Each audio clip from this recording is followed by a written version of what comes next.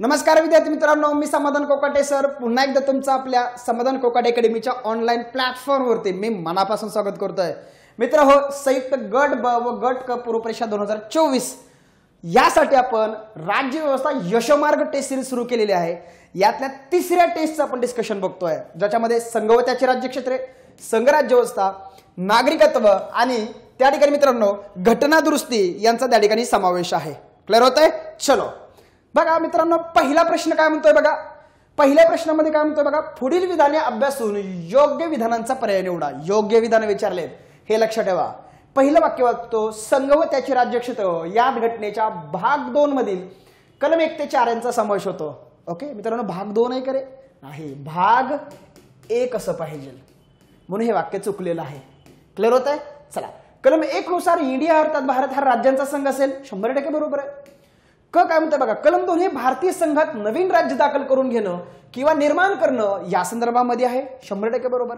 कलम 3 हे नवीन राज्याची निर्मिती व विद्यमान राज्याचं क्षेत्र अथवा नाव यात फेरफार करण्यासंदर्भात आहे, 100% बरोबर आहे। उत्तर आपल्याला ब कड कुठे आहे बघा, इथं आहे, ब क आणि ड। क्लिअर होत आहे?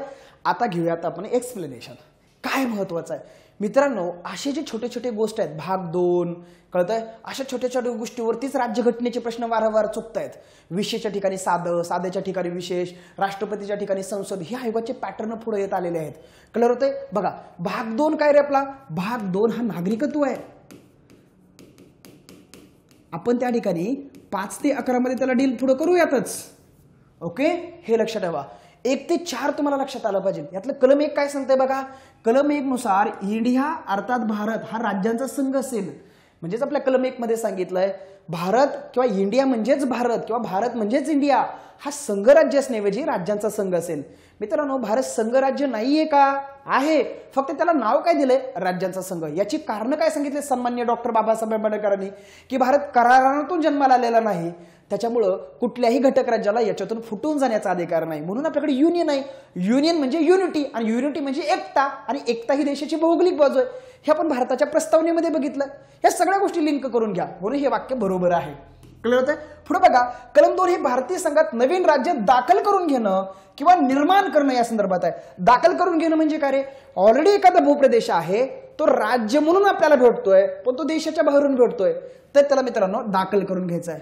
पण देशाच्या बाहेरून मिळालेला भूप्रदेश जर राज्य म्हणून येत नसेल, एक भूप्रदेश म्हणून येत असेल, तर त्याच्यातून नवीन राज्य निर्माण करावं लागेल, नवीन राज्य स्थापन करावं लागेल। क्लिअर आहे? हा मुद्दा लक्षात ठेवा। अजून एक मुद्दा लक्षात ठेवा, जेव्हा देशाच्या बाहेरून आपल्याला एखादा भूप्रदेश मिळतो, तो भूप्रदेश मित्रांनो आपल्याला केंद्रशासित प्रदेश म्हणून स्थापन करता येत नाही। जर तो भूप्रदेश जर केंद्रशासित प्रदेश म्हणून स्थापन करायचा असेल, तर त्यासाठी आपल्याला स्वतंत्र घटना दुरुस्ती करावी लागते। त्यासाठी आपण पुढे 6 नंबरचा प्रश्न बनवलेलाच आहे, तिथं मी अजून थोडं बोलीन, पण सध्या इथं एवढंच लक्षात ठेवा। ओके, इकडे बघा, कलम 3 हे नवीन राज्याची निर्मिती, विद्यमान राज्याचं क्षेत्र अथवा सीमा यांची नावं यात फेरफार करण्यासंदर्भामध्ये आहे, तर हे वाक्य मित्रांनो बरोबर आहे। आता अजून एक गोष्ट लक्षात ठेवा, इथं कलम 4 लक्षात ठेवा।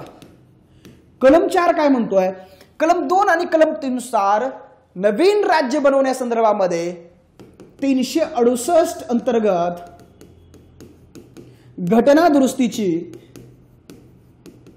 गरज असणार नाही। संसद ते, नीट आहे का, संसद ते साध्या बहुमताने करू शकते। कळतंय?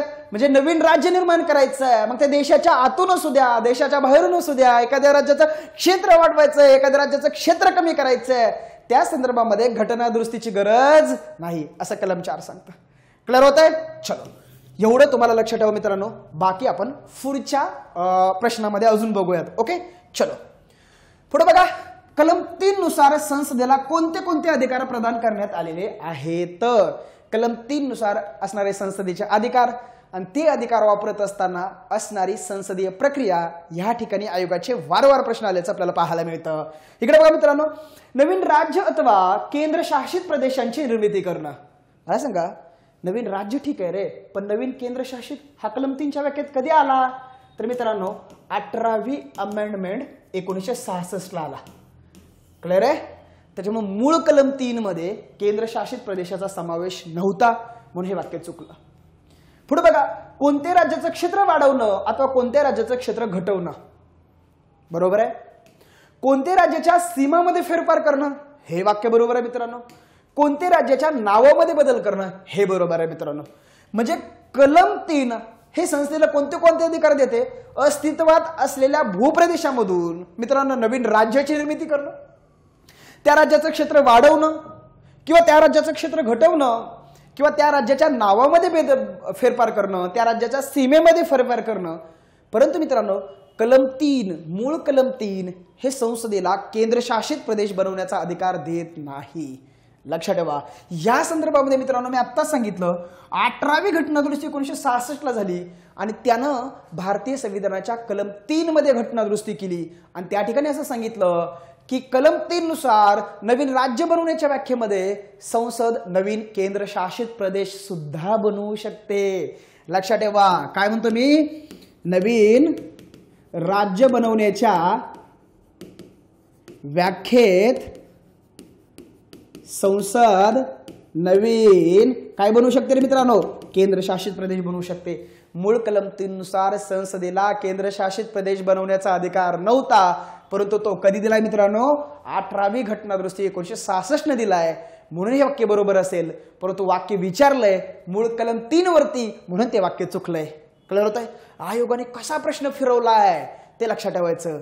घटनादुरुस्तीच्या अनुषंगाने विचारलाय का मूळ कलम 3च्या अनुषंगाने विचारलाय हे एक्झाम मध्ये ट्रॅक करून घ्यायचं तुम्ही. क्लिअर होतंय. चला जाऊ पुढे. आता इथे लक्षात ठेवा मित्रांनो, इथे एक मुद्दा चर्चेत आहे. सध्या केरळ हे राज्य स्वतःच्या नावामध्ये बदल करण्यासंदर्भामध्ये आग्रही आहे.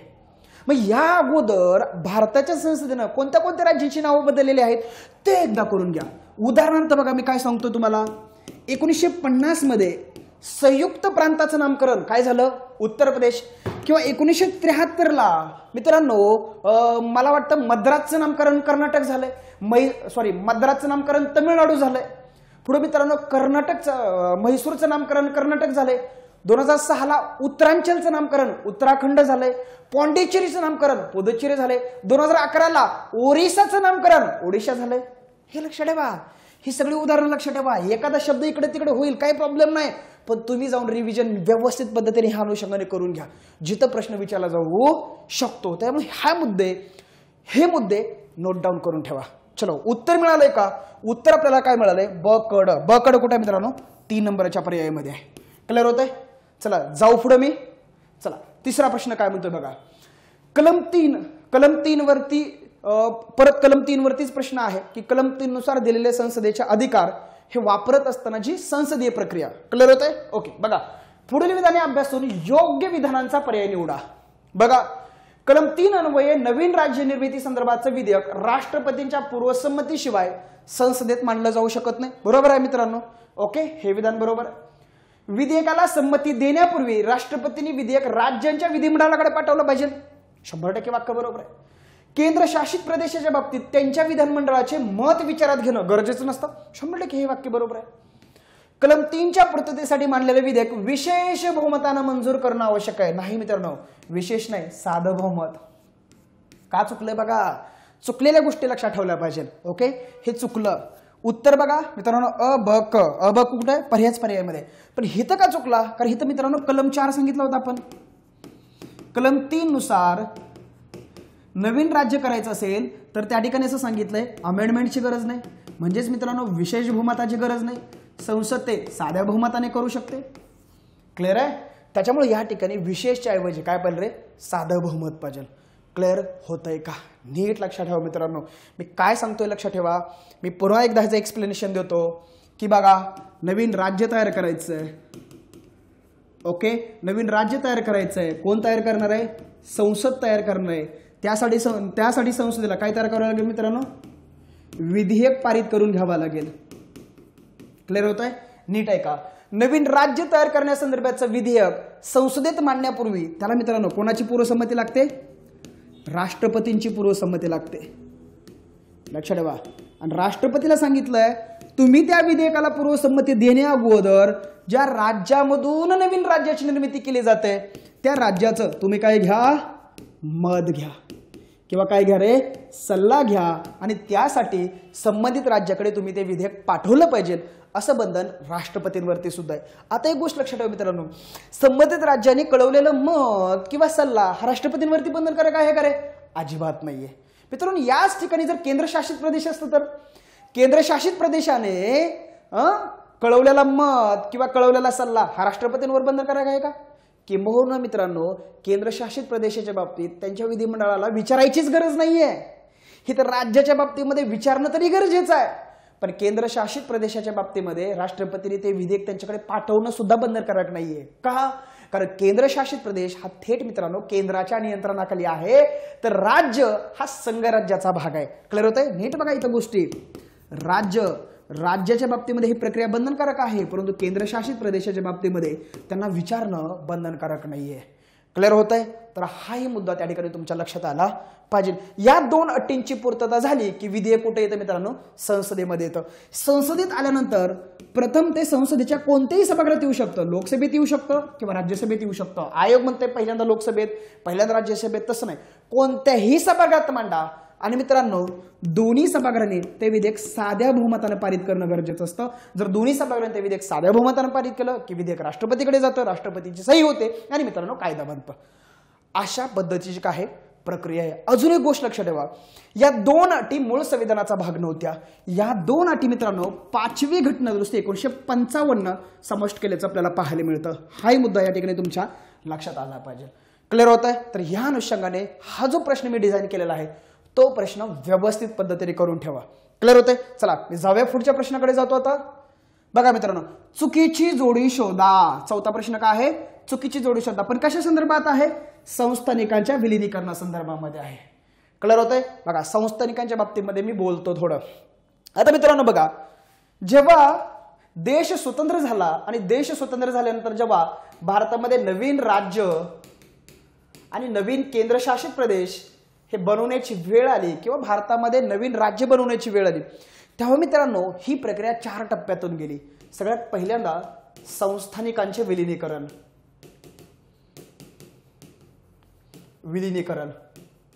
दुसरा सगळ्यात महत्त्वाचा मुद्दा मित्रांनो, संस्थाने व प्रांत यांचं काय रे? एकात्मीकरण. तिसरा सगळ्यात महत्त्वाचा मुद्दा मित्रांनो, भाषावार पुनर्रचना. आणि चौथा महत्त्वाचा मित्रांनो, 1956 नंतरचे बदल. या 4 प्रक्रियेमधून मित्रांनो आपल्या आजच्या राज्यांची उत्क्रांती केली. त्यातला प्रश्न आपण केलाय संस्थानिकांच्या विलिनीकरणावरती. मित्रांनो, आपला भारतीय स्वातंत्र्याचा कायदा, नीट लक्ष द्या, भारतीय काय रे? स्वातंत्र्याचा कायदा कधी आला मित्रांनो? भारतीय स्वातंत्र्याचा कायदा बघा कधी आला रे? 5 जुलै 1947 ला मित्रांनो त्याला ब्रिटिश पार्लमेंटमध्ये संमती मिळाली. ऍक्च्युली 4 जुलैला तो तिथं मांडला होता आणि 18 जुलै 1947 ला ब्रिटनच्या राजा किंवा राणीची त्याच्यावरती सही झाली. आणि मित्रांनो 15 ऑगस्ट 1947 ला तो भारतासाठी लागू झाला आणि 14 ऑगस्ट पाकिस्तानसाठी आहे. हा मुद्दा या ठिकाणी तुमच्या लक्षात आला असेल. आता नीट लक्षात ठेवा मित्रांनो, या स्वातंत्र्याच्या कायद्यानं मित्रांनो भारतामध्ये असलेल्या संस्थानिकांमध्ये सुद्धा फूट पाडण्यात आली. मित्रांनो, या स्वातंत्र्याच्या कायद्यानुसार संस्थानिकांकडे 3 पर्याय देण्यात आले. तुम्हाला भारतात जायचंय, भारतात विलीन व्हा. तुम्हाला पाकिस्तानमध्ये विलीन व्हायचंय, पाकिस्तानमध्ये विलीन व्हा. अन्यथा तुम्ही स्वतंत्र राहा. आणि त्याच्यामुळे मित्रांनो देशाला तर स्वातंत्र्य मिळालं, परंतु भारतामध्ये तुकडीकरणाचा, बाल्कनायझेशनचा धोका निर्माण झाला. आणि मित्रांनो संस्थानिकांना भारतात किंवा पाकिस्तानमध्ये विलीन करण्यामध्ये दोन्ही राष्ट्रांमध्ये चढाओढ निर्माण झाली. आणि याच्यातूनच मित्रांनो 27 जून 1947 ला भारत सरकारनं सरदार वल्लभभाई पटेल, नीट लक्षात ठेवा, सरदार वल्लभभाई पटेल यांच्या नेतृत्वाखाली स्टेट डिपार्टमेंटची किंवा राज्य विभागाची स्थापना करण्यात आली. आणि त्यांना सांगण्यात आलं भारताच्या हद्दीमध्ये 552 संस्थान आलेले आहेत, 552 पैकी एकही संस्थान पाकिस्तानकडे गेलं नाही पाहिजे. आणि या व्यक्तीच्या दूरदृष्टीनं मित्रांनो 15 ऑगस्ट 1947च्या पूर्वी 552 पैकी 549 संस्थानं भारतात विलीन करण्यात आली. नीट लक्षात ठेवा. म्हणून तर आपण त्यांना स्टॅच्यू ऑफ युनिटी गुजरातमध्ये किंवा तिकडे जे स्टॅच्यू ऑफ युनिटी उभा केलेला आहे ना, या व्यक्तीनं भारताला एकसंध जोडलं मित्रांनो. ज्या कंडिशनमध्ये ब्रिटिशांनी भारत ॲक्वायर केला होता त्याच्यापेक्षा बेकार कंडिशनमध्ये मित्रांनो ब्रिटिश लोक भारत देशाला तुकड्या करून मध्ये निघून निघाले आहेत. परंतु सरदार वल्लभभाई पटेलांच्या दूरदृष्टीनं भारताच्या हद्दीत आलेली 552 संस्थानं, त्याच्यापैकी हा स्वातंत्र्याचा कायदा लागू होण्याच्या पूर्वीच मित्रांनो 549 संस्थानांना त्यांनी भारतामध्ये आणलं, भारतामध्ये विलीन करून घेण्यात आलं. 3 संस्थानांचा प्रॉब्लेम राहिला मित्रांनो, 3 संस्थानं. ठीक आहे, 3 संस्थानं. आणि ते 3 संस्थानं कोण? हे कळतंय? सगळ्यात पहिल्यांदा मित्रांनो जम्मू काश्मीर संस्थान, तिथं राजा हरिसिंग होता. क्लिअर होतं? त्याचा काही आता मुद्दा इतिहासामध्ये मी इकडे जात नाही. जम्मू काश्मीर करारा अन्वये आलं कधी? 26 ऑक्टोबर 1947ला. नंतर मित्रांनो जुनागडचा तर मुद्दा वेगळाच होता. राजा किंवा तिथला जो प्रशासक आहे तो मुस्लिम होता, जनता हिंदू होती. त्या ठिकाणी सार्वमत घेतलं गेलं आणि जनतेनं भारताच्या बाजूने कौल दिला आणि 22 फेब्रुवारी 1948ला जुनागडचं भारतात विलीन झालं सार्वमताद्वारे. नंतर मित्रांनो हैदराबादच्या बाबतीमध्ये, निजामाच्या बाबतीमध्ये थोडा वेगळा मुद्दा झाला. त्या ठिकाणी मित्रांनो त्याच्यावरती आपण पोलीस कारवाई केली. कधी पोलीस कारवाई केली? 13 सप्टेंबर 1948ला आपण त्याच्यावर पोलीस कारवाई केलं, ज्याला ऑपरेशन पोलो असं म्हणतात. 17 सप्टेंबरला ते भारतात आलं, शरण आलं. ओके, 17 सप्टेंबरला हैदराबादचं सुद्धा भारतात विलीन करून घेण्यात आलं. आणि अशा पद्धतीने मित्रांनो 552च्या 552 संस्थानं भारतात विलीन करून घेण्यामध्ये सरदार वल्लभभाई पटेलांच्या नेतृत्वाखालील संपूर्ण टीमला यश आलं. त्या संदर्भामध्ये मित्रांनो हे सगळं मी सेट केलेलं आहे. ओके, याचा पर्याय काय असणार मित्रांनो? यापैकी नाही, एकही चुकीची जोडी नाही, सगळं बरोबर आहे. क्लिअर होतंय? तर हे सगळे मुद्दे तुम्हाला लक्षात आले पाहिजे मित्रांनो. आगामी काळामध्ये तुम्हाला परत आपण ही 552 संस्थानं आणि आपल्या भारतामध्ये जे प्रांत होते त्यांना एकात्मिक करून आपण 29 घटक राज्य तयार केली, हे तुम्हाला माहित असेल. हे 29 घटक राज्याची इन फ्युचरमध्ये आपण भाषावार पुनर्रचना केली. त्या संदर्भामध्ये धर आयोग असेल, JVP समिती असेल किंवा मित्रांनो फाजल अली आयोग असेल, याच्यावरती आयोगाचे प्रश्न आहेत. आपणही प्रश्न बनवलेले आहेत आणि 1956 नंतर जी राज्य बनली त्या अनुषंगाने हे आयोगाचे प्रश्न विचारले जाऊ शकतात. तुम्ही रिव्हिजन करत असताना हे सगळे मुद्दे एकदा करून ठेवा. क्लिअर होतंय? चला मी जाऊया पुढच्या प्रश्नाकडे. ओके, चलो पुढचा प्रश्न आहे बघा. 4था प्रश्न झालाय, मी आता जातोय 5व्या प्रश्नाकडे. 5वा प्रश्न काय म्हणतो बघा, राज्याच्या पुनर्रचने संदर्भात प्रश्न कुठे सेट केलाय बघा. इथं मी भाषावार पुनर्रचनेवर प्रश्न सेट केलेला आहे. कळलं आहे? बघा, राज्यांच्या पुनर्रचनेसंदर्भात स्थापन करण्यात आलेल्या विविध समित्या किंवा आयोग या संदर्भामध्ये योग्य विधानांचा पर्याय निवडा. त्या संदर्भाच्या ज्या काही शिफारशी आहेत त्या शिफारशीवरती आयोगानं प्रश्न विचारले, म्हणजे आपण प्रश्न विचारलेला आहे. आयोगाचा प्रश्न हा सुद्धा विचारला जाऊ शकतो मित्रांनो. धर आयोग, JVP समिती, फाजल अली आयोग यांच्या शिफारशीवरती आपण प्रश्न बनवलेला आहे. शिफारशीकडे मी नंतर येतोय, परंतु यांच्याबद्दल ही जी बेसिक माहिती आहे ही बेसिक माहिती परीक्षेला येऊ शकते, ही तुमच्या कामाचे आहे, हे करून ठेवा. कळलं होतंय? चला, राज्याच्या पुनर्रचनेसंदर्भामध्ये मित्रांनो पहिलं कमिशन बसवण्यात आलं, SK धार कमिशन. बघा, ही कशासाठी बसवण्यात आली होती? हे जे 29 राज्य आहेत, मी आता सांगितलं तुम्हाला, ही जी 29 राज्य आहेत, हे 29 राज्य मित्रांनो इलॉजिकल झाली होती. भौगोलिक दृष्ट्या असतील, आर्थिक दृष्ट्या असतील, सांस्कृतिक दृष्ट्या असतील, ही इलॉजिकल झाली होती आणि यांची पुनर्रचना इन फ्युचरमध्ये करणं गरजेचं आहे. त्या संदर्भामध्ये भाषा या निकषाचा आधार घेण्यात आला आणि भाषा या निकषाच्या आधारे यांची पुनर्रचना करता येईल का यासाठी पहिलं कमिशन बसवण्यात आलं मित्रांनो, धर कमिशन. धर कमिशनच्या शिफारशींचा विचार करण्यासाठी काँग्रेसनं JVP समितीची स्थापना केली आणि JVP समितीनं भारतातलं भाषेच्या आधारावर तर पहिलं राज्य आंध्र प्रदेश निर्माण केलं आणि इतर राज्यासाठी त्यांनी फाजल अली किंवा राज्य पुनर्रचना आयोग डिक्लेअर केला. क्लिअर होतंय? ह्या गोष्टी तुम्ही वाचल्याच असतील, तर या संदर्भामध्ये ही बेसिक माहिती लक्षात ठेवा. ओके, तुम्ही वाचणं आणि प्रश्नाच्या माध्यमातून लक्षात ठेवणं हे जरा सोपं पडतं मित्रांनो. ओके, चला बघा बरं, SK धर आयोग, JVP समिती आणि न्यायमूर्ती फाजल आयोग. बघा, घोषित केलेलं वर्ष, यांचं टोपण नाव, अहवाल कधी दिला, अध्यक्ष कोण होते आणि सदस्य कोण होते आणि पुढे ज्या शिफारशी आहेत त्या शिफारशीवर आपण डिझाईन केलाय प्रश्न, तिथं मी घेतो परत. डन. या इकडं बघा, धर आयोग कधी आला? 17 जून 1948ला. त्याचं दुसरं नाव आहे मित्रांनो भाषावार प्रांत आयोग. अहवाल कधी दिलाय? 10 डिसेंबर 1948ला. सदस्य कोण होते? SK दार कोण होते? अलाहाबाद उच्च न्यायालयाचं माजी न्यायाधीश. आणि सदस्य कोण होते? बघा, जगन्नाथ नारायण लाल, हे वकील होते, संविधान सभेचे सदस्य सुद्धा होते. आणि डॉक्टर पन्नालाल कोण आहेत रे? त्यावेळेचे सनदी अधिकारी आहेत. पाठच पाहिजे. डन. पुढे या इकडं. जेव्हीपी समितीच्या स्थापनेचा उद्देश काय होता? एस.के. धर किंवा दार आयोगाच्या शिफारशींचा अभ्यास करणं. डिसेंबर 1948ला काँग्रेसच्या जयपूर अधिवेशनामध्ये तिची स्थापना झाली. भाषावार प्रांत समिती असंही त्याला बोललं जातं. एप्रिल 1949 मध्ये तिने आपला अहवाल दिलेला आहे. या समितीला अध्यक्ष नव्हता, हे लक्षात ठेवा. आणि याचे 3 सदस्य होते, जवाहरलाल नेहरू, वल्लभभाई पटेल आणि पटाभी सीतारामय्या. या तिघाच्या इनिशिवरून जेव्हीपी समिती हे नाव आहे. डन. पुढे बघा. न्यायमूर्ती फाजल अली आयोग स्थापना आहे डिसेंबर 1953ला. राज्य पुनर्रचना आयोग सुद्धा याला म्हटलं जातं. 10 ऑक्टोबर 1955ला यानं आपला अहवाल दिलेला आहे. न्यायमूर्ती फाजल अली कोण होते रे? याचे अध्यक्ष होते. ओडिसा राज्याचे राज्यपाल होते आणि हे सर्वोच्च न्यायालयाचे माजी न्यायाधीश सुद्धा होते. न्यायमूर्ती फाजल अली आयोगाचे 2 सदस्य होते. के एम पन्नीकर कोण होते? इजिप्तमध्ये भारताचे तेव्हाचे ते राजदूत होते. आणि मित्रांनो एच एन कुंजरू हे तेव्हाच्या राज्यसभेचे सदस्य होते. क्लिअर होतंय? तर अशा पद्धतीने यांच्याबद्दल बेसिक माहिती एवढी लक्षात ठेवा. क्लिअर होतंय? तर ह्या तिघाच्या शिफारशीवरती मी या ठिकाणी प्रश्न डिझाईन केलेला आहे. प्रश्न काय म्हणतोय बघा. धर आयोगाने राज्याची पुनर्रचना भाषेऐवजी प्रशासकीय सोयीनुसार करण्यात यावी. तर मित्रांनो हे 100% वाक्य बरोबर आहे. कशाच्या आधारे करण्यात यावी? प्रशासकीय सोयीच्या आधारे करण्यात यावी.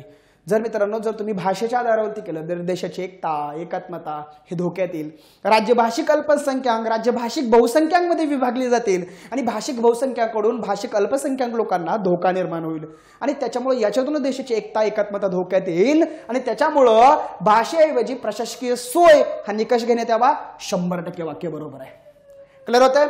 दुसरं बघा. जेव्हीपी समितीने भाषेला राज्याच्या पुनर्रचनेचा एक घटक म्हणून मान्यता दिली. नीट लक्षात ठेवा.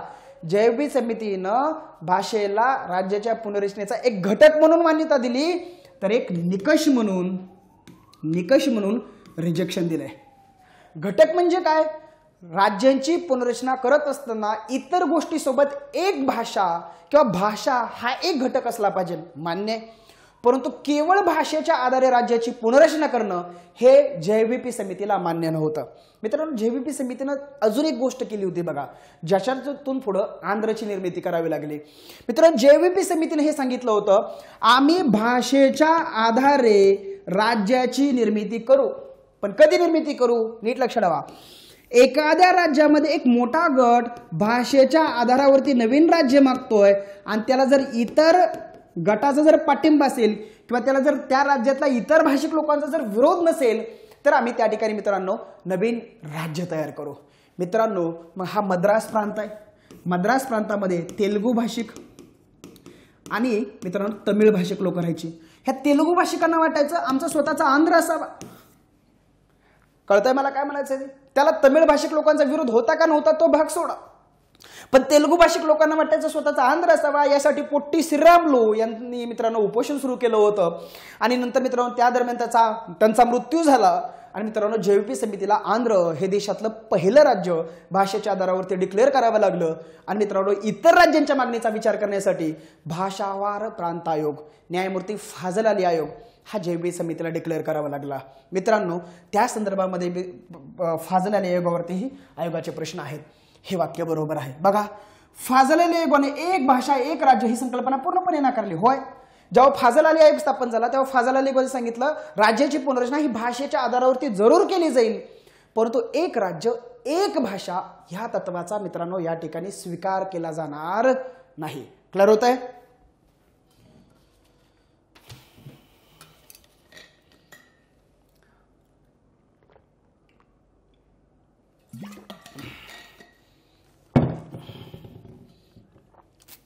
ठीक आहे.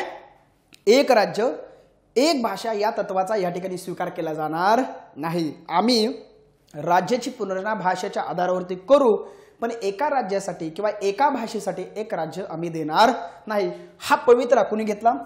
न्यायमूर्ती फाजल अली आयोगाने. फाजल अली आयोगाने अजून इतरही शिफारस केल्या. विदर्भाचं स्वतंत्र राज्य तयार करण्यात यावं आणि मित्रांनो ती 29 घटक राज्याचं जे फोरफोल्ड डिव्हिजन झालेलं आहे ते रद्द करण्यात यावं आणि त्या ठिकाणी 16 घटक राज्य आणि 3 केंद्रशासित प्रदेशाची निर्मिती करण्यात यावी ही शिफारस मित्रांनो फाजल अली आयोगाने केली।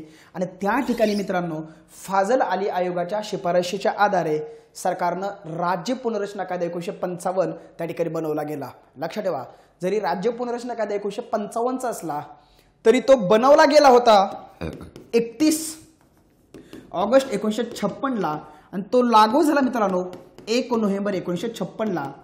आणि जी आपली मूळ 29 घटक राज्य होती ती 29 घटक राज्य रद्द करून त्या ठिकाणी 14 घटक राज्य आणि मित्रांनो 6 केंद्रशासित प्रदेशाची त्या ठिकाणी निर्मिती झाली। धर आयोगाने शिफारस केली होती 16 घटक राज्य आणि 3 केंद्रशासित प्रदेशाची, पण सरकारनं राज्य पुनर्रचना कायद्याऐवजी अन्वये 14 घटक राज्य आणि 6 केंद्रशासित प्रदेश यांची निर्मिती केली। क्लिअर होतंय का? या 6 केंद्रशासित प्रदेशामध्ये कोणते केंद्रशासित प्रदेश होते तर अंदमान निकोबार बेट असेल, दिल्ली असेल, लक्षद्वीप असेल, हिमाचल प्रदेश असेल, मणिपूर असेल आणि त्रिपुरा असेल। ट्रिक्स लक्षात ठेवा, आदिल एचएमटी, अंदमान निकोबार बेट, दिल्ली, लक्षद्वीप, हिमाचल प्रदेश, मणिपूर आणि त्रिपुरा, हे ट्रिक्स लक्षात ठेवा। आयोग 100% विचारेल हिमाचल प्रदेश, मणिपूर, त्रिपुरा हे आज राज्य आहेत। मग आजचे राज्य पण राज्य पुनर्रचना कायद्यानुसार केंद्रशासित प्रदेश होती ते सांगा, तर हे एचएमटी सांगा, ज्याच राज्य आहेत। डन होतंय? तर ह्या सगळ्या चौफेर तुम्हाला विश्लेषण करता आलं पाहिजे। डन होतंय का? बघा बरं, क बरोबर आहे। राज्य पुनर्रचना कायदा 31 ऑगस्ट 1955 रोजी बनवला गेला नाही मित्रांनो। कधी बनवला गेला? 31 ऑगस्ट 1956 ला बनवला गेला, मंजूर केला, चालतंय। तर तो 31 ऑगस्ट 1956 ला बनवला गेला आणि जो लागू झाला 1 नोव्हेंबर 1956 ला। भारतामध्ये 14 घटक राज्य आणि 6 केंद्रशासित प्रदेशाची नव्याने निर्मिती करण्यात आली। त्या संदर्भामध्ये 7वी घटना दुरुस्ती 1956 करण्यात आली। मूळ पहिली अनुसूची जी 29 घटक राज्याची होती त्या ठिकाणी नवी अनुसूची जोडण्यात आली, ज्याच्यामध्ये 14 घटक राज्य आणि 6 केंद्रशासित प्रदेश होते। क्लिअर होत आहे? चलो जाऊया पुढे मी। तर ह्या गोष्टी लक्षात ठेवा। उत्तर काय मित्रांनो? ड चुकलेला आहे, अ ब क। चला अ ब क कुठे आहे? पहिल्या पर्यायामध्ये। चलो जाऊ पुढे मी। चला 6वा प्रश्न काय म्हणतो बघा, अयोग्य जोडी शोधा। मी तुम्हाला काही वेळापूर्वी काय सांगितलं? कलम 2, कलम 2 नुसार देशाच्या बाहेरून प्राप्त झालेला भूप्रदेश संसद राज्य म्हणून स्थापन करू शकते आणि त्यासाठी कलम 4 लागू होतं। कलम 4 काय सांगतं? 368 अंतर्गत विशेष बहुमताने घटना दुरुस्ती करायची गरज नाही। हे बेसिक होतं आपल्या। पण जर देशाच्या बाहेरून मिळालेला भूप्रदेश जर राज्य म्हणून स्थापन न करता जर तो केंद्रशासित प्रदेश म्हणून स्थापन करायचा असेल तर संसदेला मित्रांनो काय करावे लागते? घटना दुरुस्ती करावी लागते। क्लिअर होत आहे? मग त्या संदर्भामध्ये आपण 10वी, 12वी आणि 14वी या 3 घटना दुरुस्त्या केल्यात। त्या संदर्भामध्ये चुकीची जोडी शोधा असं मी प्रश्न डिझाईन केलेला आहे। नीट आहे का?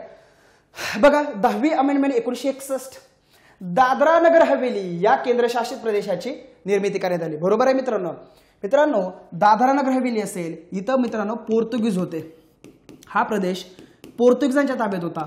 1954 ला हा भूप्रदेश पोर्तुगीजांकडून मुक्त झाला, रिलीज झाला आणि तो भारत सरकारकडे आला। 1954 टू 1961 इथं भारत सरकारनं प्रशासक बसवला आणि मित्रांनो 1961 ला त्या ठिकाणी आपण 10वी घटना दुरुस्ती केली आणि दादरा नगर हवेलीला आपण केंद्रशासित प्रदेशाचा दर्जा दिला। डन, बरोबर आहे। त्यानंतर मित्रांनो दमन आणि दीव तसेच मित्रांनो गोवा हे प्रदेश सुद्धा आपण पोर्तुगीजांकडून पोलीस कारवाईने मिळवले आणि यांना सुद्धा 12वी घटना दुरुस्ती 1962 न आपण केंद्रशासित प्रदेशाचा दर्जा दिला। बघा दमन दीव प्लस इथं गोवा सुद्धा आहे। हे प्रदेश आपण पोर्तुगीजांकडून मिळवले, पण कसे? पोलीस कारवाईने मिळवलं आणि त्यांना आपण 12व्या अमेंडमेंटने 1962 ला केंद्र शासित प्रदेशाचा दर्जा दिला। आता मित्रांनो 14वी घटना दुरुस्ती ही फ्रेंचांकडून मिळालेल्या प्रदेशासंदर्भात आहे। मित्रांनो पॉंडिचेरी असेल, माहे असेल, कारिकल असेल, यानम असेल, ह्या प्रदेशांवरती फ्रेंचांची सत्ता होते आणि त्या ठिकाणी हे प्रदेश जेव्हा फ्रेंचकडून भारतात आले तेव्हा 14वी घटना दुरुस्ती 1962 न त्यांना सुद्धा आपण काय रे केंद्रशासित प्रदेशाचा दर्जा दिला। म्हणजे 14वी घटना दुरुस्ती कोणा संदर्भात आहे? पॉंडिचेरी, माहे, यानम आणि काय रे करायकल किंवा कल. क्लिअर होत आहे. 2006ला आपण यांचं नामकरण काय करे पुदुच्चेरी असं केलं, हे माहिती असेल. पण ह्या प्रदेशांना 1962ला 14व्या घटनादुरुस्तीनं आपण केंद्रशासित प्रदेशाचा काय दिला रे दर्जा दिला. क्लिअर होत आहे. बघा इथं 14वी घटनादुरुस्ती गोवा या केंद्रशासित प्रदेशाची निर्मिती नाही, गोव्याची नाही, तर काय रे पुदुच्चेरीची निर्मिती आहे. पण ह्या 4 वसाहतीमधून आहे. क्लिअर होत आहे. तर हा लक्षात ठेवा. चुकीची जोडी ही 3 नंबरची आहे. ओके चला जाऊ पुढे मी. चला बघा व्यवस्थित पद्धतीने समजून घ्या, कन्सेप्ट क्लिअर झाला पाहिजे. चला जाऊ पुढे मी. भारत संघराज्य आहे या संकल्पनेला छेद देणारे घटक कोणते? नीट लक्षात ठेवा. कलम 1 बघा बरं इथं. कलम 1 मध्ये काय सांगितलं होतं? भारत संघ राज्य असण्याऐवजी काय असेल रे राज्यांचा संघ असेल असं आपण सांगितलं होतं. आणि या राज्यांच्या संघामध्ये आपण संघराज्य वैशिष्ट्ये आणि मित्रांनो एकात्म वैशिष्ट्ये दोघांचाही समावेश केलाय. संघराज्य वैशिष्ट्य म्हणजे काय रे? ज्या ठिकाणी केंद्र आणि राज्य दोघांची निर्मिती असते. या ठिकाणी मित्रांनो ही निर्मिती घटनेनं केलेली असते.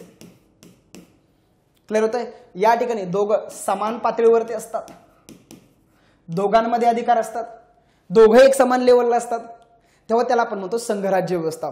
आणि या ठिकाणी मित्रांनो एकात्म व्यवस्थेमध्ये केवळ केंद्र सरकारचं अस्तित्व असतं,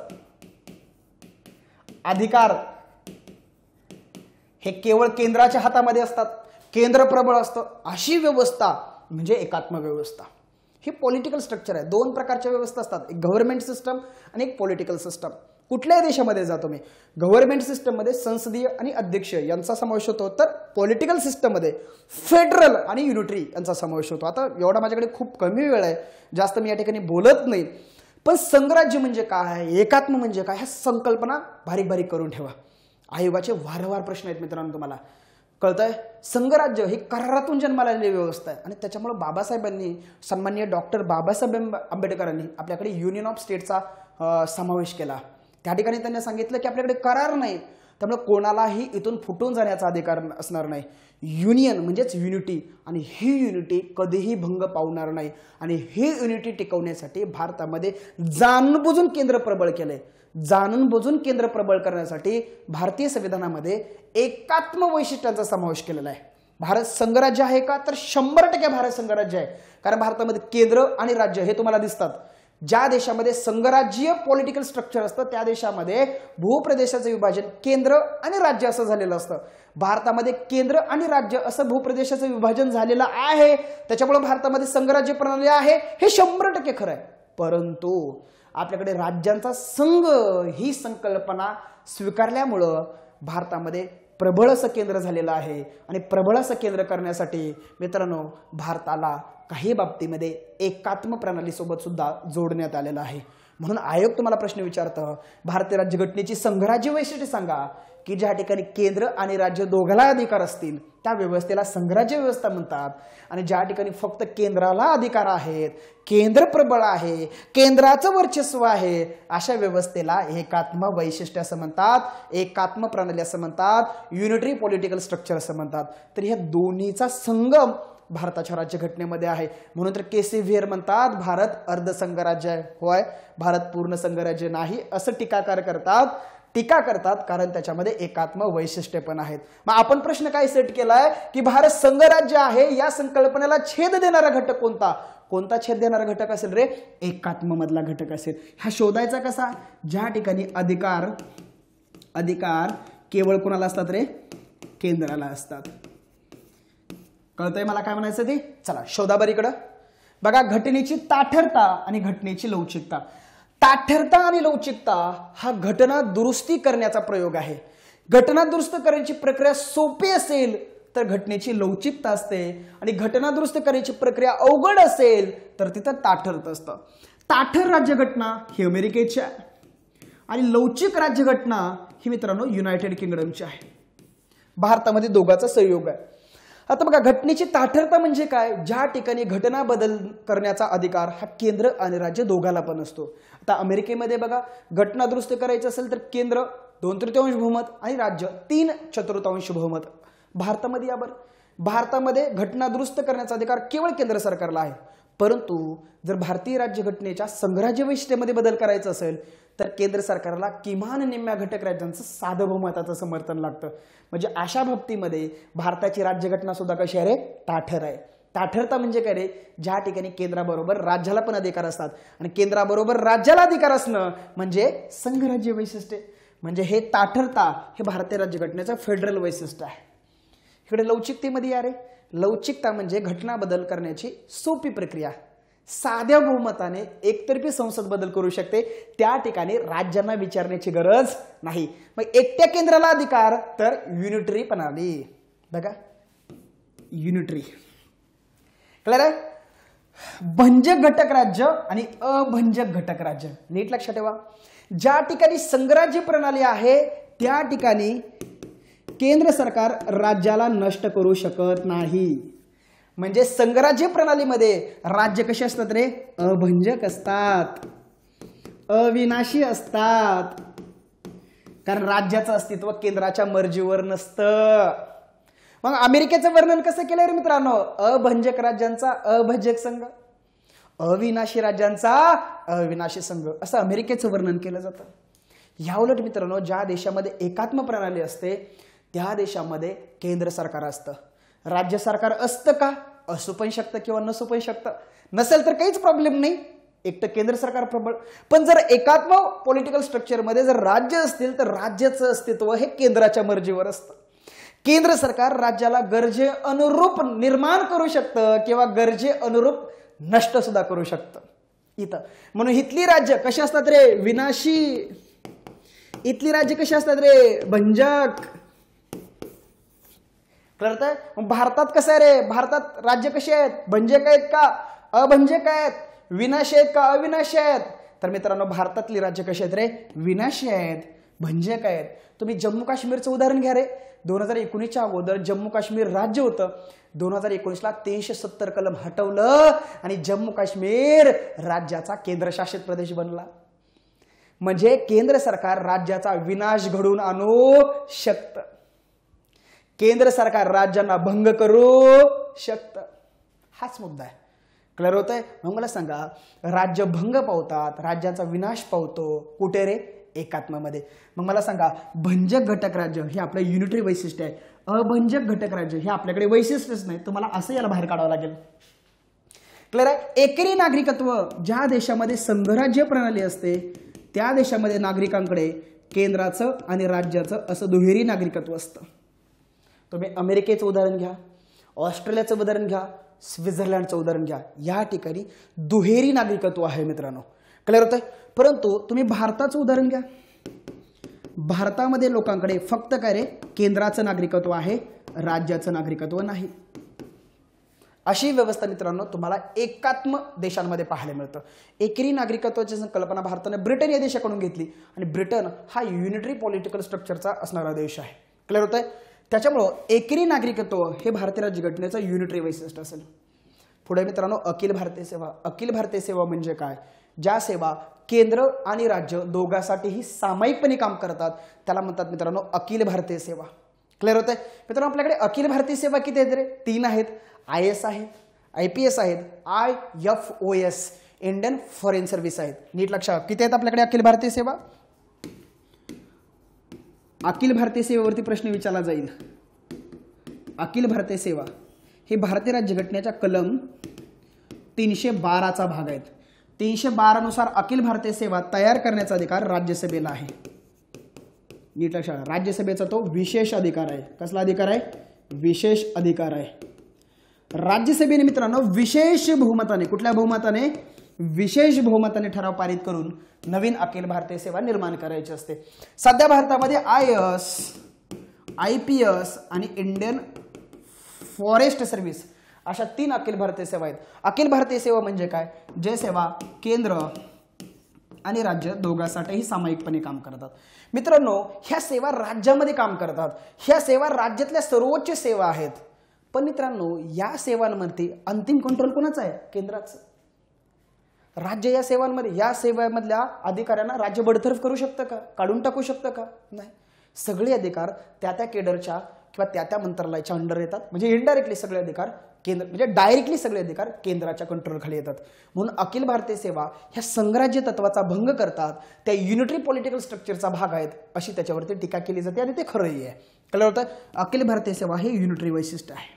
क्लिअर विचारले तुम्हाला प्रश्नात काय विचारलंय? भारत संघराज्य आहे या संकल्पनेला छेद देणारे घटक ओळखा. छेद देणारे घटक कुठले असतात रे? युनिटरीवाले असतात. बघा बरं मित्रांनो, युनिटरीमध्ये काय येतं? ब येतं, क येतं, ड तर नाहीच येतंय. ब क ई ई, ब क ई ई. वेळ माझ्याकडे कमी होता पण तुम्हाला याला मला जेवढं पोस्टमार्टम करता येईल तेवढं केलंय. इथून पुढे भारतीय राज्यघटनेचे संघराज्य वैशिष्ट्य कोणती, भारतीय राज्यघटनेची एकात्मिक वैशिष्ट्य कुठली, पाठ पाहिजे मला. तुम्ही इथं आता मी कॉम्प्रिहेन्सिव्ह टेस्ट आहे ना, तिथं पुन्हा राहिलेलं पण प्रश्न विचारणार आहे, त्यामुळे पुन्हा राहिलेला भाग तुम्ही करून घ्यायचा आहे. पुढच्या टेस्टमध्ये चौथी आपली कॉम्प्रिहेन्सिव्ह टेस्ट आहे, त्याच्यात मी सगळं टाकणार आहे राहिलेलं. क्लिअर होतंय? आता नाही सांगत पण पुन्हा प्रश्न विचारतो मी, पुन्हा येणार प्रश्न घेऊन. चला जाऊ पुढे मी. चला 8 नंबरचा प्रश्न काय म्हणतो बघा. भारतीय संघराज्याचं तज्ज्ञांनी केलेलं वर्णन. 100% प्रश्न विचारला जातोय. कंबाईन 2020 काढून बघा, हे की नाही. केसी व्हियर यांनी भारतीय संघराज्य पद्धतीचं केलेलं वर्णन विचारलंय, हे की नाही. बघा बरं. मग critical evaluation of Indian federal structure विचारलं जातंय. बघा बरं. आयव्हर जेनिंग्स काय म्हणले होते? प्रबळ केंद्रीय प्रवृत्तीचं संघराज्य, अला 2. केव्ही राव काय म्हटले? एकात्मिकतेकडे कल असलेलं संघराज्य. बघा बर काय रे? बला 1. यस मित्रांनो, केव्ही राव काय म्हटले? केंद्रीकरण झालेलं संघराज्य म्हणजे कला 4. मॉरिजन काय म्हटले? सौदाबाजीचे संघराज्य. ओके आहेच. आयव्हर जेनिंग्स काय म्हणले होते मित्रांनो? आयव्हर जेनिंग्स या ठिकाणी मी घेतलेला आहे. ओके. ग्रॅन्युअल ऑस्टिन काय म्हणले होते? Granular Austin. बघा इथं बाकी राहिलेलं बघा. ग्रॅन्युअल ऑस्टिन काय म्हणले होते? सहकारी संघराज्य, कोऑपरेटिव्ह फेडरलिझम, सहकारी संघराज्य असं ग्रॅन्युअल ऑस्टिन म्हणले होते. पॉल ॲपलबाय काय म्हणले होते? अतिसंघराज्य, एक्स्ट्रीमली फेडरल असं म्हटले होते. के संतानम विचारले का? नाही. के संतानम काय म्हटले होते बघा. के संतानम काय म्हणले होते? एकात्मिकतेकडे कल असलेले संघराज्य, एकात्मिकतेकडे कल असलेले संघराज्य. केसी व्हियर विचारलंय का? नाही. अर्धसंघराज्य. केसीवीरांचं दुसरं वाक्य विचारलंय बघा. केसीवीर काय म्हटले होते? भारतीय घटनेमध्ये दुय्यम स्थान हे एकात्माला पाहिजे, पण दुय्यम स्थान कुणाला आहे? संघराज्याला आहे. असं भारताचं फेडरल स्ट्रक्चर आहे असं कोण म्हटले? केसीवीर म्हटले. आणि हेच वाक्य काय विचारलं होतं? परीक्षेला विचारलं होतं. बाकी पण बरीच विधान आहेत, तुम्ही व्यवस्थित पद्धतीने करून ठेवा. क्लिअर होतंय? तर ह्याचं उत्तर काय असेल मित्रांनो? 3 असेल. एक प्रश्न हमखास या ठिकाणी विचारला जातोय. चला 9 नंबर. अरे बापरे. राज्य व्यवस्था व पंचायत राज राज्यशास्त्रासह घेऊन आलोय आपण यशोमार्ग टेस्ट सिरीज. संयुक्त गट ब आणि गट क ला टार्गेट करून आहे मित्रांनो. अशाच पद्धतीने वगैरे सगळं तुम्हाला या आपल्या टेस्ट सिरीज मध्ये मिळणार आहे. विचार न करता जॉईन करून टाका, त्याची सगळी गॅरंटी मी घेतो. आपल्याला 15 पैकी 15 प्रश्न सेव्ह करायचे आणि ते होणार, मी करून देणार. बाकी एक्स्ट्रा काय बोलणार नाही मी. ओके.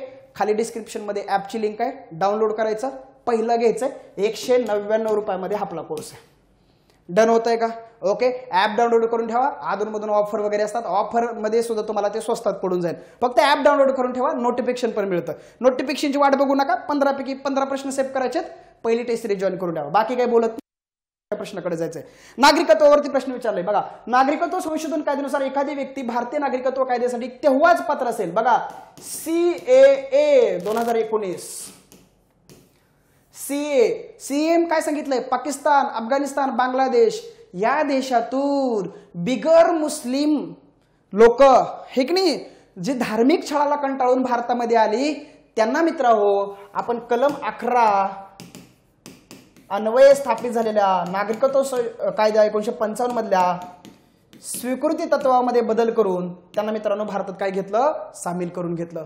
जी लोक 31 डिसेंबर 2014च्या पूर्वी भारतात बेकायदेशीरित्या स्थलांतरित झालेले आहे त्यांना बेकायदेशीर न समजता भारताचं नागरिकत्व दिलं जाईल असं CAA कायदा म्हणतो. आणि ह्या लोकांना स्वीकृती तत्वामध्ये काय रे? स्वीकृती तत्वामध्ये अर्ज करण्याच्या अगोदर 1 वर्ष आणि त्याच्या पाठीमागच्या 14 वर्षामध्ये 11 वर्ष असं मित्रांनो एवढं वास्तव्य केल्यानंतर त्यांना स्वीकृती पद्धतीने नागरिकत्व मिळतं. परंतु या लोकांसाठी आपण काय केलेलं आहे मित्रांनो, हा 11चा कालावधी किती वर्षावर आणलाय, 5 वर्षावरती आणलाय. म्हणजेच काय रे, 31 डिसेंबर 2014च्या अगोदर अर्ज करण्यापूर्वी 1 वर्ष आणि त्याच्या पाठीमागच्या 14 वर्षामध्ये त्यांचं किमान 5 वर्ष वास्तव्य असेल, म्हणजे एकूण त्यांचं 5 अधिक 1 6 वर्ष वास्तव्य असेल. पण ती कधी 31 डिसेंबर 2014च्या अगोदर, तर त्यांना आपण मित्रांनो बेकायदेशीर स्थलांतरित न समजता भारताचं नागरिकत्व देणार आहोत. कळलं होतंय? चला, त्याच्यामुळे इथं पर्याय क्रमांक 2 हे तुमचं काय असेल रे, उत्तर असेल. डन होतंय का? चलो पुढे जाऊ का? गेलंच पाहिजे. पुढे बघा, नागरिकत्व कायदा 1955 नुसार एखादा व्यक्ती पुढीलपैकी कोणत्या मार्गाने भारताचा नागरिक बनू शकते? लक्षात ठेवा मित्रांनो, 26 जानेवारी 1950 या तारखेला बेस ठेवून आपलं नागरिकत्व हा चॅप्टर लिहिलाय. नागरिकत्व संदर्भात भाग 2 कलम 5 ते 11 हे लक्षात ठेवायचं. 5 ते 11. ओके, बघा 26 जानेवारी 1950 पूर्वीचं नागरिकत्व 5, 6, 7, 8, 9 आणि 10 कलमात सांगितलंय. तर 26 जानेवारी 1950 या दिवशी किंवा याच्या नंतरचं ते आज तागायतपर्यंत नागरिकत्व कलम 11 नुसार ठरवण्याचा अधिकार संसदेला दिलाय. आणि संसदेनं नागरिकत्व कायदा 1955 केलाय. नागरिकत्व प्राप्तीचे 5 मार्ग सांगितलेत आणि नागरिकत्व समाप्तीचे 3 मार्ग सांगितलेत. प्राप्तीचे 5 मार्ग आणि समाप्तीच्या 3 मार्गावरती सुद्धा आपण प्रश्न बनवलाय. दोन्ही ठिकाणी प्रश्न विचारण्याचे चान्सेस जास्त आहेत. बघा बर, प्राप्तीचे पहिला मार्ग जन्मानं, दुसरा मार्ग वंशानं, तिसरा मार्ग नोंदणीनं, चौथा मार्ग नागरिकीकरणानं. मित्रांनो याला स्वीकृती असं म्हणतात, स्वीकृती तत्व सुद्धा म्हणतात, लक्षात ठेवा. आणि 5वा मार्ग आहे मित्रांनो राष्ट्रीयकरण. राष्ट्रीयकरण नाही रे, प्रदेश सामीलीकरण, त्याला इंग्लिश मध्ये म्हणायचं इनकॉर्पोरेशन ऑफ टेरिटरी. डन होत आहे. त्याच्यामुळे इथं ई नसणार आहे. अ ब क ड. बघा कुठे रे, अ ब क ड पहिलाच पर्याय, नीट लक्षात ठेवा. क्लिअर होत आहे. CAA कायद्यानं मित्रांनो नागरिकीकरण आणि नोंदणी या 2 मध्ये बदल झालेला आहे. काय बदल झालाय तर त्याच्यावरती इथं मी प्रश्न विचारलेला आहे. बेसिक मध्येच प्रश्न विचारलाय. आयोगाचा प्रश्न डीप मध्ये येऊ शकतो किंवा त्याच्या पुढचा प्रश्न येऊ शकतो. मी कॉम्प्रिहेन्सिव्ह मध्ये उर्वरित कंटेंट कव्हर करेन. डन. चला पुढे जाऊ. चला, याच कायद्यानं एखाद्या व्यक्तीचं नागरिकत्व किती मार्गाने संपुष्टात येऊ शकतं तर 3 मार्ग. पहिला मार्ग बघा, नागरिकत्वाचा त्याग करणं, हो. नागरिकत्व संपुष्टात येणं, हो. आणि नागरिकत्वापासून वंचित करणं किंवा नागरिकत्व काढून घेणं, होय. या 3ही मार्गाने एखाद्या व्यक्तीचं नागरिकत्व संपुष्टात येतं. आता एक गोष्ट लक्षात ठेवा मित्रांनो, नागरिकत्वात जर त्याग केलं तर याचा परिणाम काय होतो, म्हणजे तुम्ही स्वतःहून विहित नमुन्यामध्ये अर्ज करून भारताचं नागरिकत्व सोडून देऊ शकता. जर तुम्ही तुमचं नागरिकत्व सोडून दिलं तर तुमची जर अल्पवयीन काही मुलं असतील तर त्या अल्पवयीन मुलांचं नागरिकत्व सुद्धा मित्रांनो रद्द होऊन जातं. हा परिणाम ही लक्षात ठेवा. तुमचं नागरिकत्व संपुष्टात कधी येतं, जर तुम्ही इतर देशाचं नागरिकत्व जर स्वीकारलं तर भारताचं तुमचं नागरिकत्व मित्रांनो संपुष्टात येऊन जातं. हे लक्षात ठेवा. तुम्हाला नागरिकत्वापासून वंचित कधी केलं जाऊ शकतं, जर तुम्ही फसवणुकीनं नागरिकत्व मिळवलंय, खोटी माहिती देऊन नागरिकत्व मिळवलंय, घटनेसोबत निष्ठाभंग केलेला आहे, किंवा युद्धादरम्यान बेकायदेशीरित्या किंवा युद्धादरम्यान तुम्ही शत्रूला संपर्क ठेवलेला आहे, किंवा नोंदणी आणि स्वीकृती तत्वाद्वारे नागरिकत्व मिळाल्यानंतर नागरिकत्व मिळाल्यापासून 5 वर्षाच्या आत जर 2 वर्षाचा जर तुम्हाला तुरुंगवास झाला तर तुमचं नागरिकत्व काढून घेतलं जातं. आणि अजून जर एखादा भारताचा नागरिक जर सलग 7 वर्ष देशाच्या बाहेर राहत असेल, 7 वर्ष, तर त्याचंही नागरिकत्व काढून घेतलं जाऊ शकतं. हे लक्षात ठेवा. ह्याला अपवाद आहेत. विद्यार्थी असतील, नोकरदार असतील, याला अपवाद आहेत, काही प्रॉब्लेम नाही. पण मित्रांनो, नागरिकत्व काढून घेण्याचा अधिकार कोणाला आहे रे, किंवा नागरिकत्वापासून वंचित करण्याचा अधिकार कोणाला आहे रे, केंद्र सरकारला. इथे लक्षात ठेवा. इथे प्रश्न विचारला जाऊ शकतो. संसद वगैरे आयोग टाकेल नाही, कोण रे, केंद्र सरकार. डन होतंय का, हे लक्षात ठेवायचंय तुम्हाला. ओके. अनुषंगाने अजूनही मला खूप काही बोलता येऊ शकतं, पण वेळेची मर्यादा आहे. खूपही मोठा व्हिडिओ झाला तर विश्लेषण देण्यात काय मजा. डन. चला जाऊ पुढे मी. ओके. बघा बरं, पुढील विधाने अभ्यासून घटना दुरुस्ती प्रक्रियेविषयी योग्य विधानांचा पर्याय निवडा. आता आपण आलाय मित्रांनो घटना दुरुस्तीमध्ये. क्लिअर आहे. इथून पुढचे प्रश्न हे घटना दुरुस्ती टॉपिक वरती आहेत. ओके. चला, पुढील विधाने अभ्यासून घटना दुरुस्ती प्रक्रियेविषयी योग्य विधान अभ्यासा. बघा बरं, घटना दुरुस्ती विधेयक प्रथम संसदेच्या कोणत्याही सभागृहात सादर करता येतं.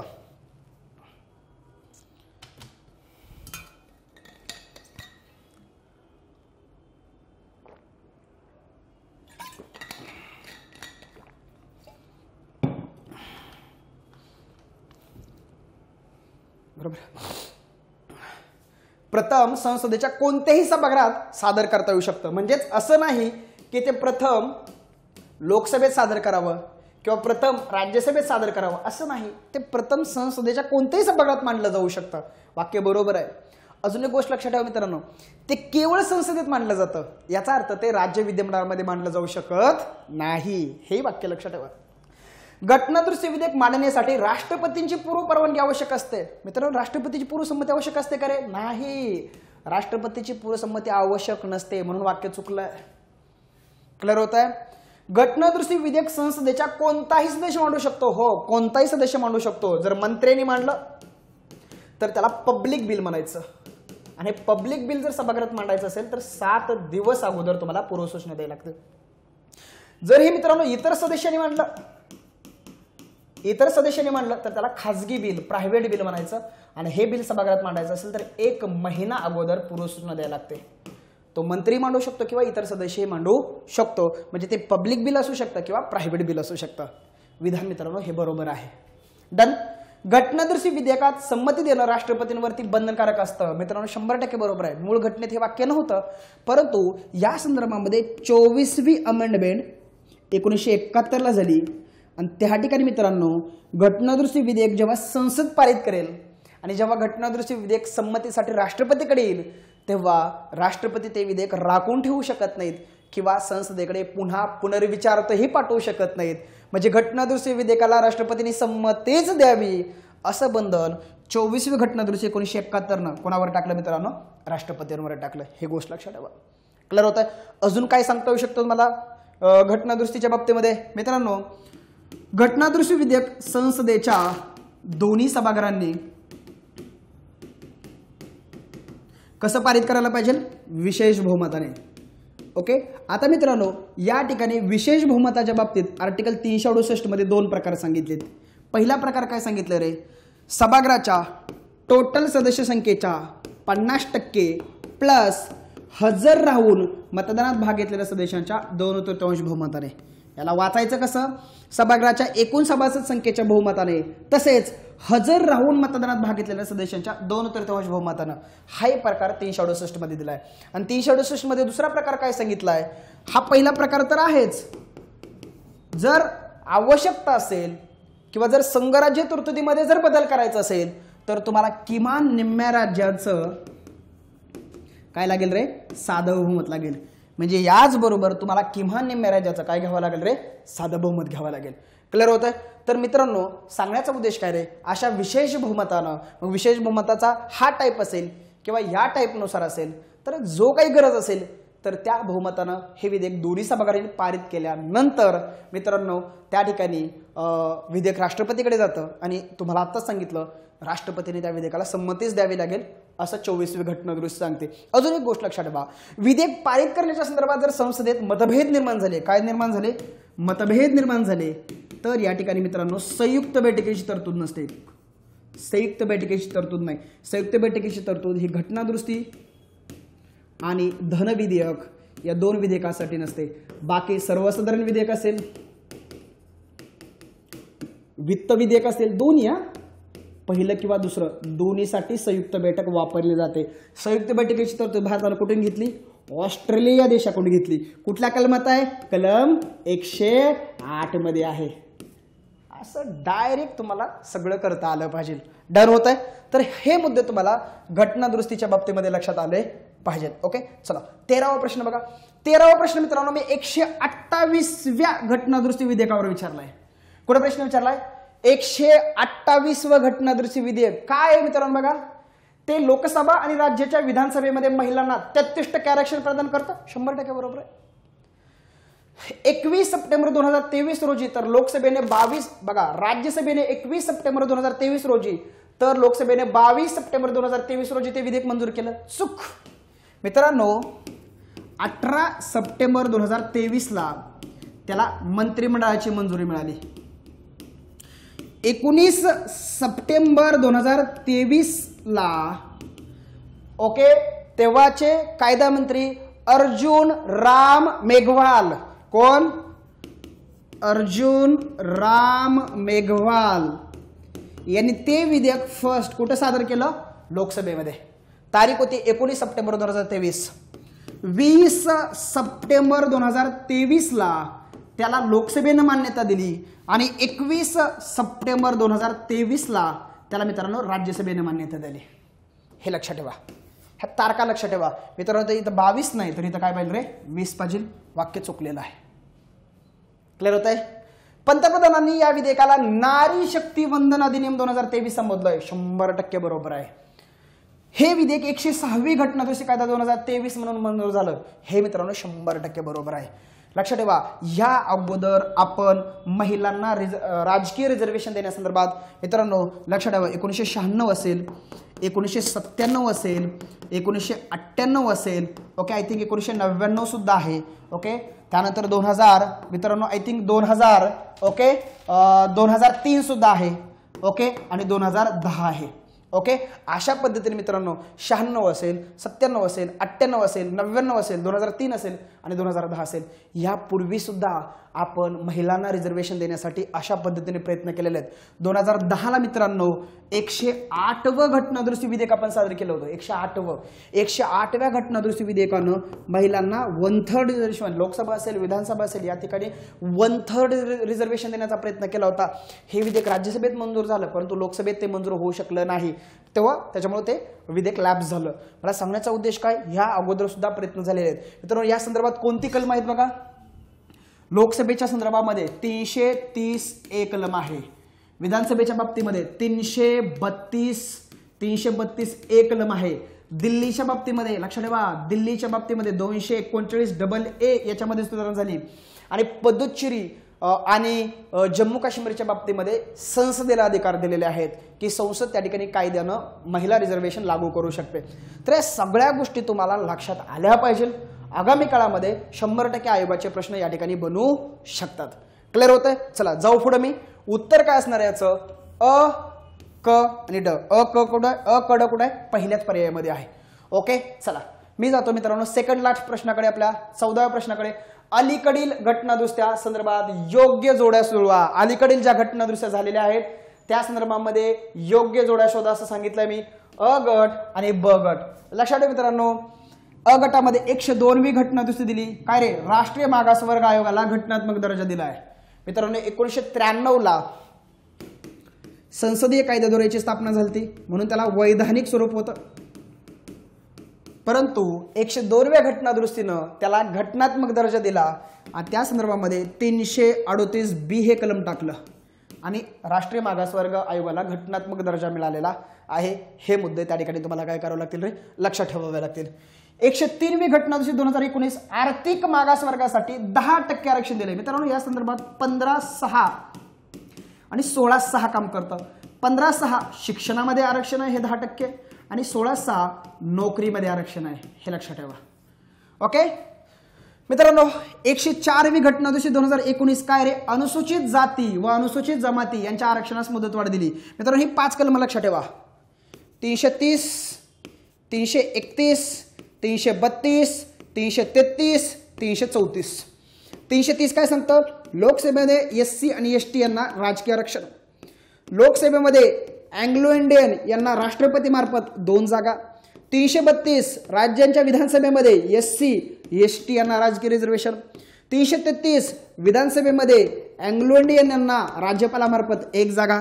आणि या सगळ्या आरक्षणाचा कालावधी 334 मध्ये 10 वर्ष इतका देण्यात आला होता, हे लक्षात ठेवा. भारत राज्यघटनेचा भाग 16 आहे या ठिकाणी. जेवढं देता येईल तेवढं देतोय. भाग 16 आहे या ठिकाणी. क्लिअर होत आहे मित्रांनो. 330 आणि 332 याला काय देण्यात आली? मुदतवाढ देण्यात आली. तर 331 आणि 333 ला या ठिकाणी मुदतवाढ देण्यात आलेली नाही. अँग्लो इंडियनचं आरक्षण 104व्या अमेंडमेंटनं संपुष्टात आणलंय. आता इथेच बघा 330 मध्ये 330A, 332 मध्ये 332A जोडून इथंच महिला रिझर्वेशन चिपकवलंय. आणि मित्रांनो याचा कालावधी किती सांगितलाय?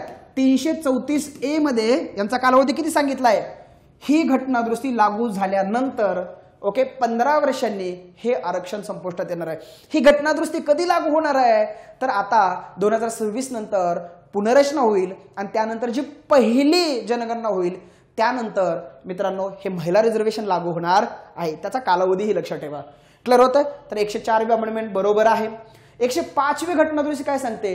राज्य व केंद्रशासित प्रदेशांना सामाजिक आणि शैक्षणिकदृष्ट्या मागास ठरवण्याचे अधिकार दिलेले आहेत. मित्रांनो, राज्याचे हे अधिकार 102व्या घटनादुरुस्तीनं काय घेतले होते? काढून घेतले होते. 102व्या घटनादुरुस्तीनं 342A चा समावेश केला होता.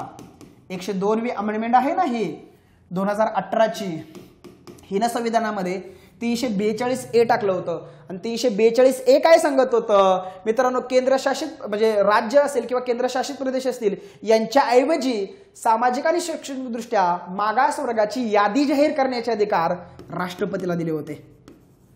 राष्ट्रपतीला म्हणजेच इनडायरेक्टली कोणाला रे? केंद्र सरकारला. आणि याच्यात जर बदल करायचा असेल तर तो बदल संसद करेल. म्हणजे काय रे? सामाजिकदृष्ट्या मागास आणि शैक्षणिकदृष्ट्या मागास ठरवण्याचे राज्याचे अधिकार 102व्या घटनादुरुस्तीनं 342A चा समावेश करून काढून घेण्यात आले होते. तेच अधिकार मित्रांनो 105व्या अमेंडमेंटनं पुन्हा राज्याला दिलेत. क्लिअर होतंय का? तर बघा 1 2 3 4 समोरासमोर आहे. 1 2 3 4 उत्तर किती असणार आहे? 3 असणार आहे. मी पुढे जातोय. क्लिअर होतंय? तर हे 14वा प्रश्न आहे. व्यवस्थित पद्धतीने लक्षात ठेवा मित्रांनो. जेवढे जास्तीत जास्त देण्याचा प्रयत्न करतोय तेवढं घ्या. चला, शेवटचा प्रश्न आहे. 368 मध्ये घटनादुरुस्तीच्या पुढीलपैकी कोणते प्रकार नमूद आहेत? मी आत्ताच पाठीमाग प्रश्न घेतलेला आहे की नीट लक्षात ठेवा.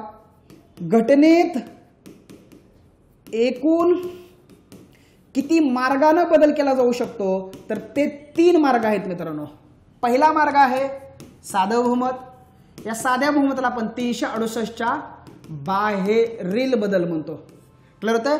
आणि 368च्या आत मित्रांनो बघा, 368च्या आत पहिलं काय सांगतात मित्रांनो? सभागृहाच्या एकूण सभासद संख्येच्या बहुमताने तसेच हजर राहून मतदानात भाग घेतलेल्या सदस्याच्या 2/3. हा एक मार्ग आहे. आणि दुसरा मार्ग काय सांगतो मित्रांनो? हा तर पहिला मार्ग आहेच, प्लस आवश्यकतेनुसार किमान निम्म्या राज्यांचं काय रे? साधं बहुमत. अशा 3 मार्गानं मित्रांनो आपण घटनादुरुस्ती करू शकतो. अशा 3 मार्गानं आपण घटनेत बदल करू शकतो. त्यातलं विचारलंय काय? 368 मध्ये कोणता मार्ग नमूद नाही? कोणता मार्ग नमूद नाही रे? संसदेचं साधं बहुमत. कारण साध्या बहुमताला आपण 368च्या बाहेरचे बदल समजतो. क्लिअर होतंय का मित्रांनो? समजून घ्या. ओके, चलो.